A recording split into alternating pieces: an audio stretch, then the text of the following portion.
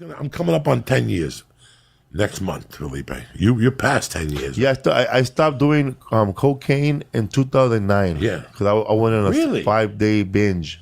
Really? So you Yes. went even 2 years after me? Yeah, 2 years after me. After you. I was still going a little crazy in 2008, 2009, man. Wow. When did you meet Lisa? I met Lisa in 2006. But when I met her, I was already off. You know, there was that one time I picked you up all crazy, you know, and I gave you like $200 to hang out with me for an hour. And you told Ivan here, man, here's 50, take him out of here. I'll never forget the one night you came to my house, and it was the weirdest thing, Lee. We didn't even know what we're doing, huh? No, Felipe calls me. I go, yeah, what's up, dog? I'm outside. Okay. We get in the fucking car.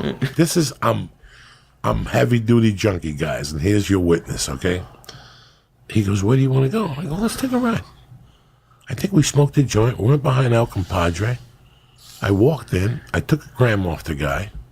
I got in the car. Now, you had money you wanted to give me to buy Coke, but you knew I wouldn't get you Coke. Yeah, I had $60 ready, big Right. back. And I got in the car in front of Felipe, And you put a whole straw in and you did it all. and I did the whole gram. Fucking. I looked at him like a guy that was, He could not believe it, guys. oh my God, my mouth got dry. On the drive from El Compadre to Highland and Fountain, I would always, it was instinct. That was where I would do, at that light, I would snort whatever was in the bag, half of it.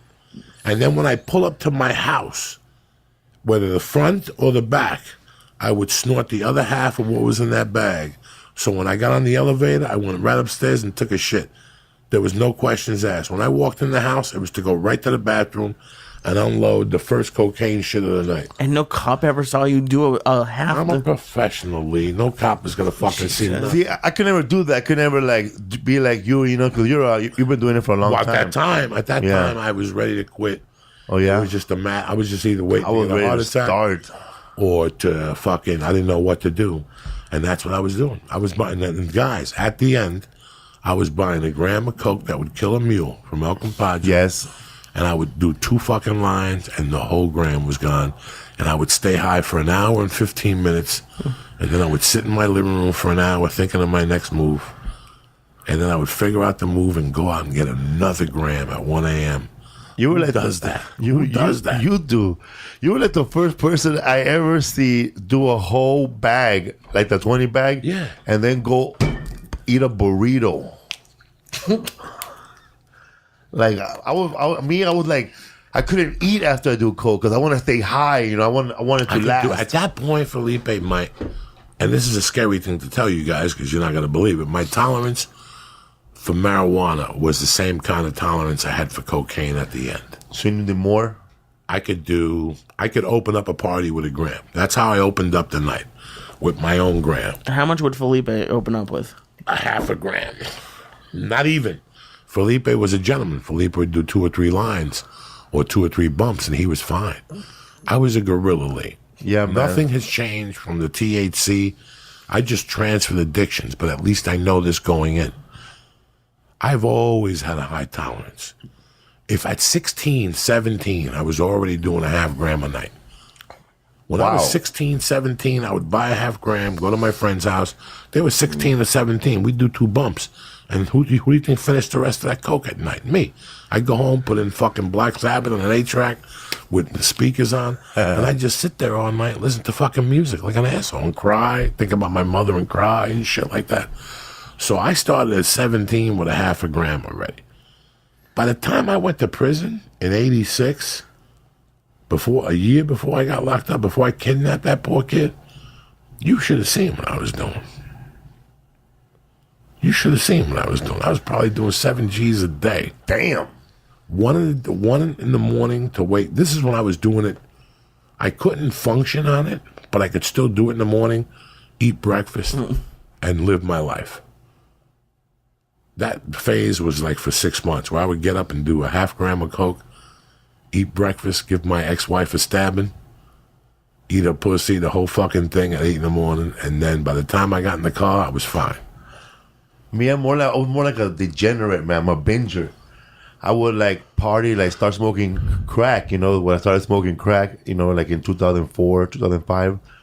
And I would smoke crack, like I'll start on Wednesday after the Wild Coyotes because I had cash. And I would continue to do it till I got tired, like till Sunday. I would stay up for 5 days. Like I didn't want to stop, bro. I didn't know what I was doing with my body. Like I was like, man, I used to laugh at what's the name, Bonaducci? When he had that Bonaducci show. Right, that's right. And he fucking bought that bottle of cranberry juice and that bottle of vodka and started drinking it right there in the middle of the street. I was like, fuck it, what a loser. But then like a week later, I was doing the same thing. Like I was like not, I just like to just continue. I don't know how to stop. I just continue to go 5 days, no sleep till Brooklyn, man. Well, I was a binger for years. Binger, yeah. But once I got here, I binged in the beginning. There was a couple places you could listen to binge coke. You got to be able to go someplace. Yeah, you got to be able to go someplace. You can't do it at home. What are you gonna do? I'm gonna go home with you and talk about what comedy till 8 in the morning. Oh, well, this guy's joke. Well, let's put on an album. Let's write a script. No, and then we talk about how we got into comedy and how our father beat us. I don't want to hear that shit.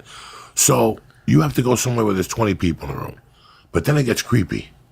That's a different type of creep. I couldn't handle that no more. I could handle it 20 years ago. But in 2000, that was it. By the time 2000 came, it was me, either a chick or me by myself. And that chick knew she was coming to the room to do one thing. Like there was no misunderstandings. You're not coming back to the room to watch TV or listen to music. You got to break up the monotony. We got to do something. It was terrible. It was a terrible existence, you know? But just to think that in 2009, you quit coke. And in 2017, you're the American dream, dog. Yeah, man. You got a special on HBO. You know, you ask 2,000 comics, when they got into comedy, what did they write on the top of that page? And it was an HBO special. HBO special. Even Mitch Hedberg, he wanted an HBO special. When you saw Richard Pryor in those days, well, not really Richard Pryor, but when you saw the Rodney Dangerfield specials and the Young Comedian specials. The Young Comedian, man. They were all HBO. So that sunk something in your to every kid, you know, which makes 2009 that much more special for you. Like that's, people have no idea how much changes when, and you're talking to two fucking guys that were junkies. I mean, listen to us, what we're talking about. Envelopes and fucking a gram right in front of each other. Hermaphrodites. One of the funniest things ever was that night in Modesto. Yeah. Because while they came in, guys, if I'm telling you this in any other way, I was so ashamed of myself. But there was nothing I could do. It was done. I was older than these comics. You know, we all went out together, but... And you ran into a crazy friend from Houston that liked to party. I was like... that you were trying to avoid. I was trying to... In those days... And they were asking, hey, Joe, you got some? It was fucking crazy. The devil was everywhere. And I go to Modesto, and everybody up there is fucking high on something. Oh, yeah, at the time, that night, everybody was high on something at that show.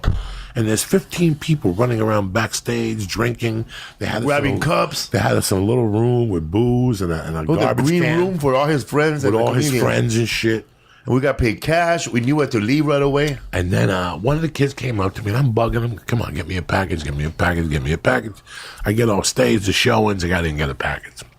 But his friend had something he could sell me. And I go, what is it? He goes, it's speed. You know, like, all right, how much you want? $30. Give me the fucking thing. At least I got something. That was the way I was thinking in those days, Lee. I wasn't going to go back to the hotel room with nothing. Because I knew eventually I was going to get up and start walking the fucking streets. Oh, man. Take a cab to a bad neighborhood and make a bad mistake. Oh, man. I was at that level then. That I already had. Once you told me you could get it, and it opened up that thing in my mind, it wasn't going to close till I snorted something. If you told me in the beginning of the night I can't get it, then I went home thinking I couldn't get it. But once you told me it's going to be here at 8:30, and when I get off stage it ain't there, I'm fucked.